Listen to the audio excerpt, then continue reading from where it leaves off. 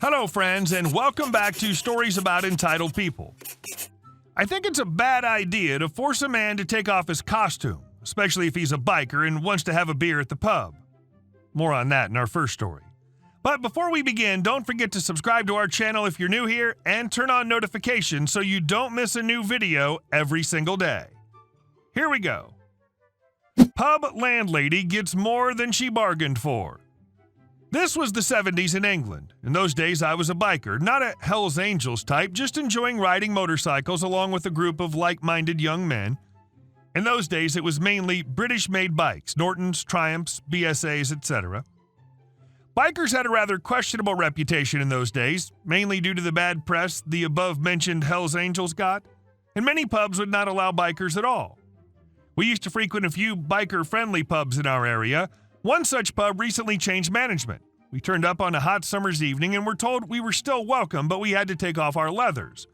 One of my mates was wearing a very expensive one-piece racing leather, and after the rest of us had divested ourselves of various leather jackets and stuff, was still wearing it. He was standing at the bar to order a drink when the new landlady came over and told him he'd not be served until he removed his leather.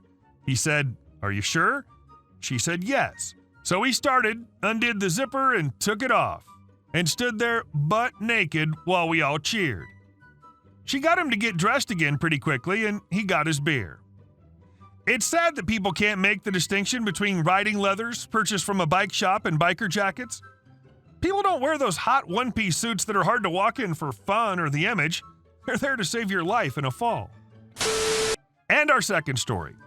I have to work on Saturdays and choose 3 days a week for overtime. Okay, boss, got it.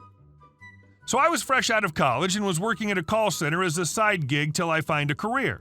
And I managed to land a job at one of the largest pharmaceutical companies in the country.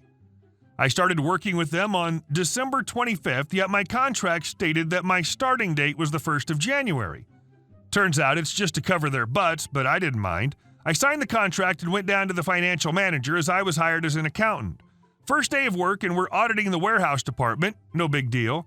But what transpired next is what pissed me off. You see, I was supposed to cover for accounts payable, which is easy and not a lot of work. Most of the time the invoices or checks are stuck in the process due to something unrelated on my end. My boss, however, wanted me to do a lot of overtime.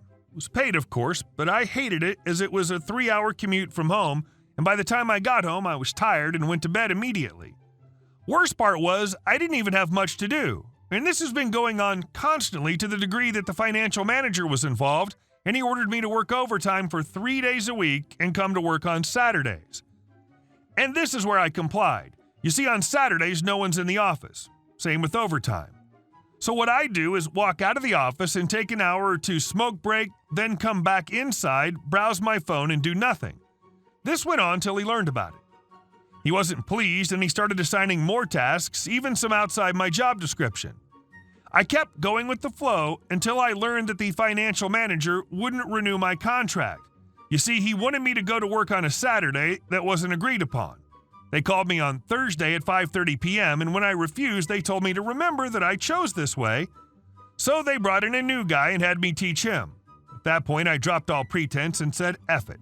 Might as well have fun and started slacking at my job. When the new guy arrived, my boss literally told me that he's the one to do everything. I wasn't even allowed to use my work laptop anymore or my Oracle credentials. And so it began. I taught the guy everything I knew, because it wasn't his fault, but I soon gave up because he was as dense as a harem anime protagonist. Fast forward a bit, and we had a COVID policy as this happened last year, and it stated that if you had the symptoms, you were entitled to 14 days quarantine and 1 free PCR test, and even if the PCR came out negative, you still had to stay home for the 14 days.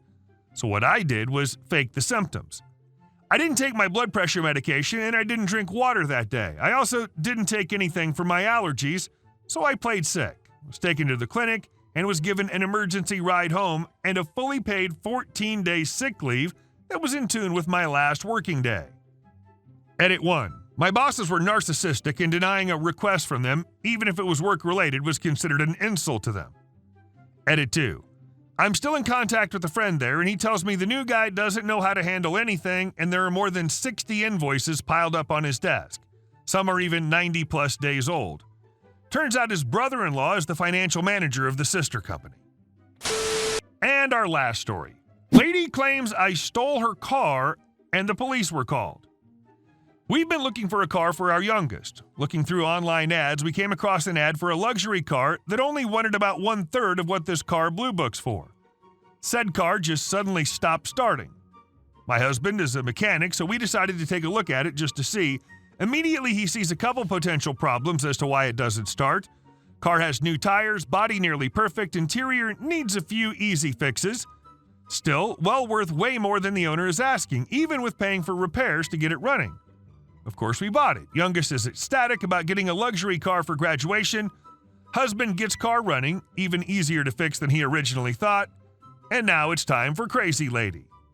It's time for plates and registration. Off to the DMV we go, come out with the temporary tags. As husband is putting them on the car, this lady walks up. "Excuse me?"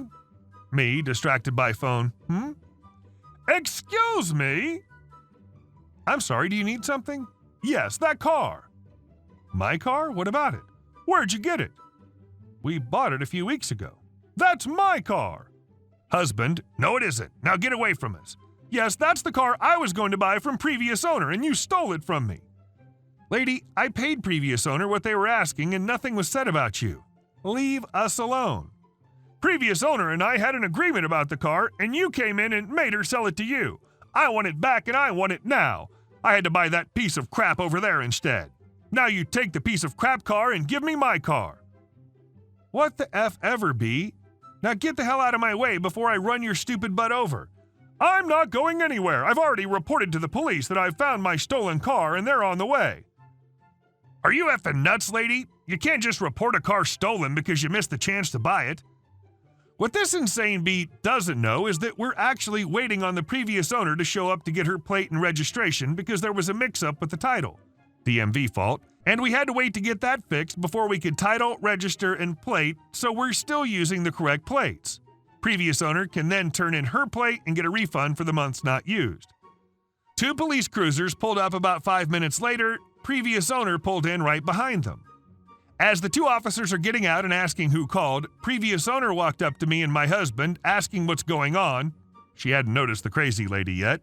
CL immediately started yelling how she had paid for this car, and we forced the previous owner to give us the title instead. She wanted us arrested and her given the title and possession of the car right now. One of the officers walked over to us. I grinned because it's one of my friend's sons. Grew up with and was friends with my oldest son. Officer, "Hey Brandy, want to tell me what's going on?"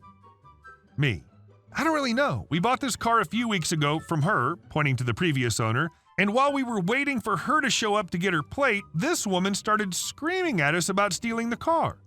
Something about they," pointing between previous owner and crazy later, "had an agreement about the car, but she," previous owner, "sold it to us instead, and now she," crazy lady, "is demanding we take whatever car she ended up buying and we give her this one."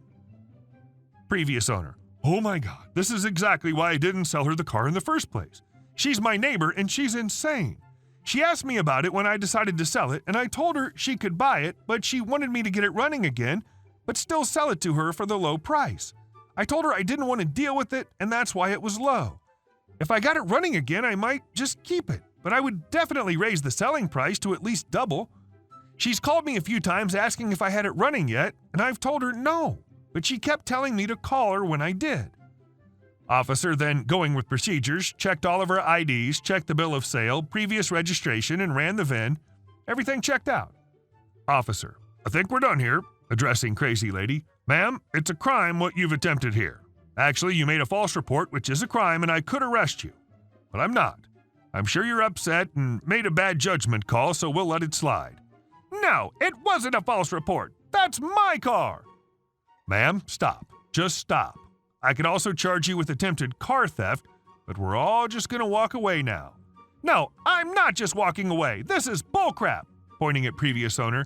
"You owe me amount twice what we paid for the car, and I will get my car back."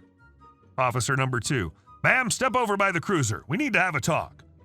I gave the plate to the previous owner, and officer number 1 told us to have a nice day. Husband and I went ahead and left while previous owner went into the DMV. CL was still ranting at officer number 2 about allowing us to steal the car. Previous owner texted me later that CL was in the back of the police car when she left, still yelling. I'm not worried about any future contact with CL. We don't live in the town where the DMV is or where they live. In a couple months, the car will be 2 hours away with my youngest at college. CL doesn't know our names, and previous owner doesn't know where we live. I kind of feel bad for the seller. She's going to have to deal with that crazy neighbor. Hey guys, thank you all for watching the video. I'll see you in the next one.